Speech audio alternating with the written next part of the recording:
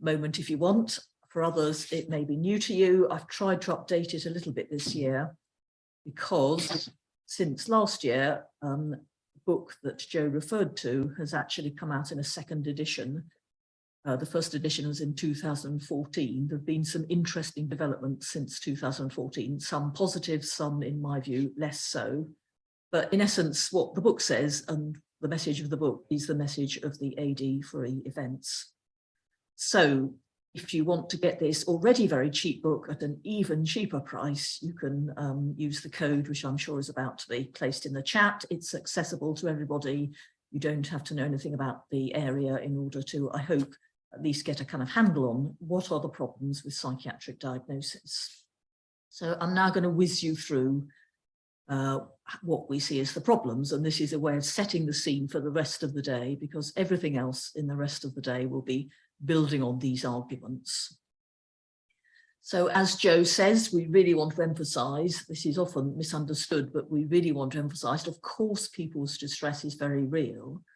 People can be extremely low in mood, have disabling panic attacks, be tormented by hostile voices, have terrifying mood swings, and so on. Nobody doubts that for a minute. The question is, how do we understand these very real and usually very distressing experiences? Are people suffering from medical illnesses which need diagnosing, or do we need completely different ways of us understanding distress? That's the question. Key messages of the book and of the festival. Actually, in the world we live in, very few people can afford to give up their diagnosis entirely. We live in a diagnostically dominated world. You may well need your diagnosis, whatever you think of it, for access to benefits and services and so on.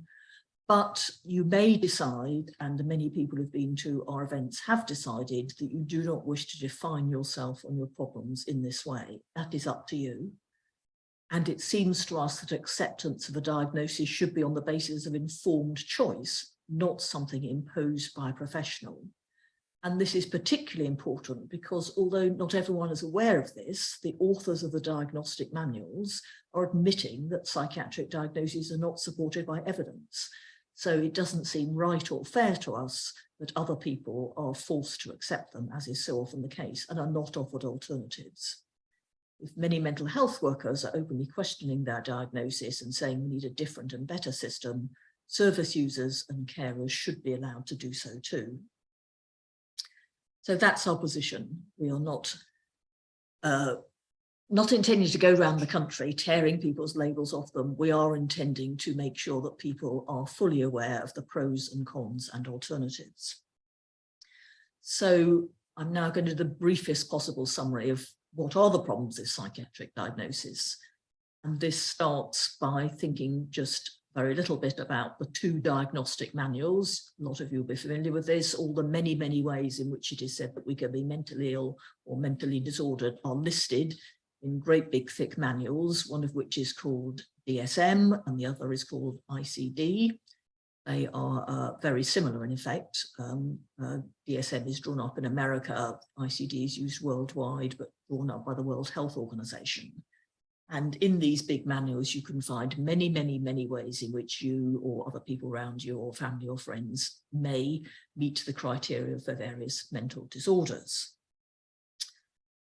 So far, so good, but what is less widely admitted, and this knowledge doesn't filter down to many mental health professionals, let alone people who get labelled, is that the very people who drew up these diagnostic manuals are actually admitting in very blunt terms that they're not scientifically sound.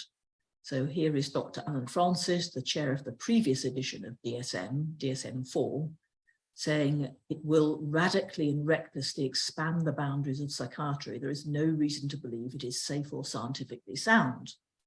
That's quite a damning statement. A former director of NIMH, which is the world's largest funding body for mental health research, says DSM is totally wrong, an absolute scientific nightmare. And Dr. Thomas Insel, an equally prestigious and senior American psychiatrist, patients deserve better. Well, we agree about that. So the implications of this are absolutely profound, and whether or not the news has reached you, the news has reached at least some journals, and we're seeing a lot of this kind of headline: Western psychiatry is in crisis because of the simplistic and imposed application of reductionist science, which can encroach on basic human rights. From the British Medical Journal, very prestigious journal, psychiatry in crisis seems to have lost